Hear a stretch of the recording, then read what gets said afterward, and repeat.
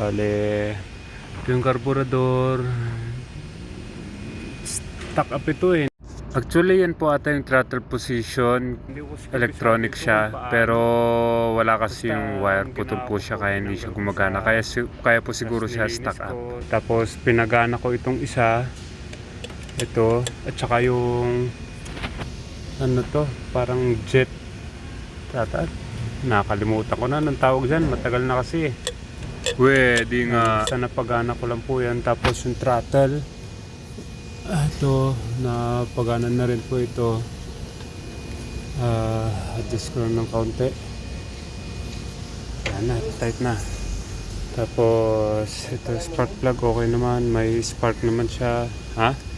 Kaya, subukan po natin. Uy! Tignan natin kung mapapa-under natin ito.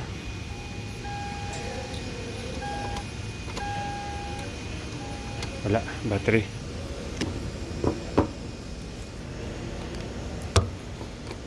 Isa pa. Tula. Na naman. Ish. Mapa-start. Oh, leak.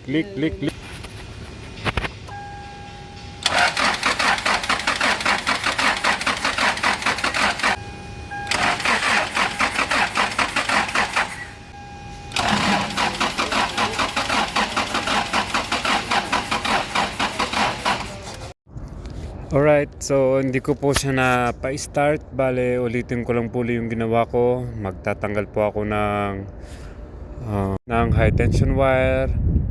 Tatanggalin ko po yung spark plug. Tsaka lalagyan ko po ng 10 ml lang siguro o approximate na oil yung combustion chamber para lang magkaroon ng pressure. Yan po ay natutunan ko sa aking boss doon sa Pinas. Ayan, konting kalikalikot pa. Tapos binabalik ko na po lahat. Ayan, tsaka po natin ulit susubukan paandarin. Baka sakali pong ito ay mapaandar na.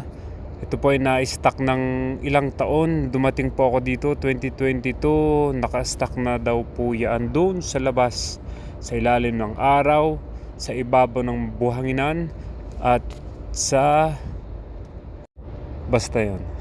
Yun, nice lang po yung battery. Tapos testing is start. Double check. Ayaw kasi umandar. Yan, check lang po ulit. Analyze.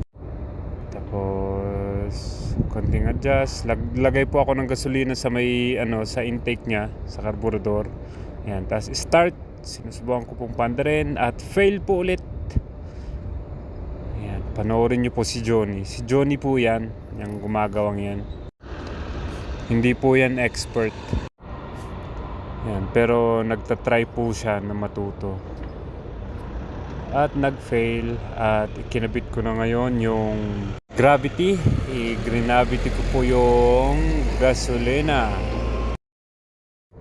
At ako'y kumuha dyan ng vice grip at inipit ko yung sa may positive para kapit na kapit. At yan, cranking na po siya.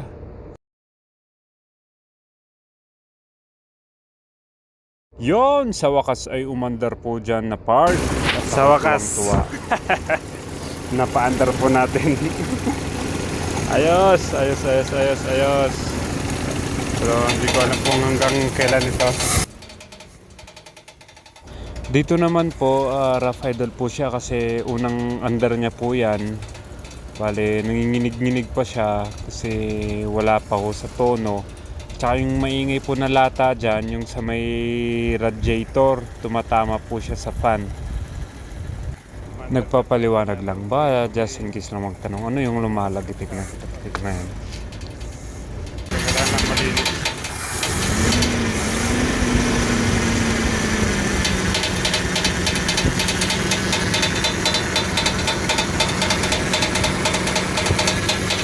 Sumandar, ayusin. Ayos. Mag-a-adjust sana ako ng timing kanina eh. Nakukuryente ako. Hindi ko mahawakan. Kaya check upin po natin ito. Sigurado po ito may crack itong distributor cap. Kaya tignan po natin. Tingnan natin.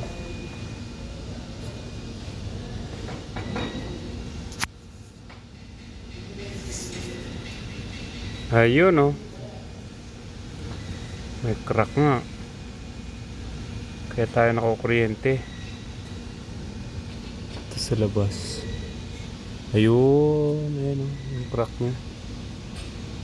Kita rito. Kaya tayo nakukuryente. Alright. Sumandar na po siya. Kaya mausok dito sa shop kasi nilagyan po natin ng langis yung combustion chamber. Natutunan ko sa boss, kay Boss George. Lagyan natin ng oil para magkaroon ng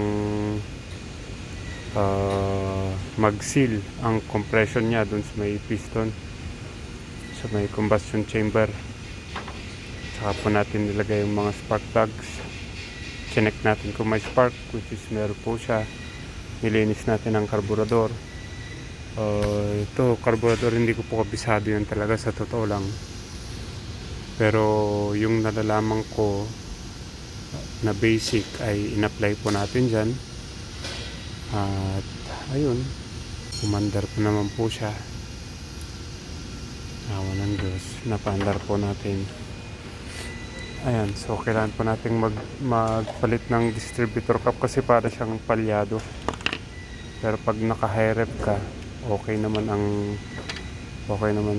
andar niya. Mausok dito sa shop dahil dito sa ginagawa natin. Ayun lang. Alright, sa tingin ko medyo mas okay po ngayon. Lagyan na po tayo ng retard. Hindi ko nagawa kanina. Ayan. Okay na po. Medyo nabawasan yung wala ng spark dito kasi kanina meron yun. Nawala ni spark.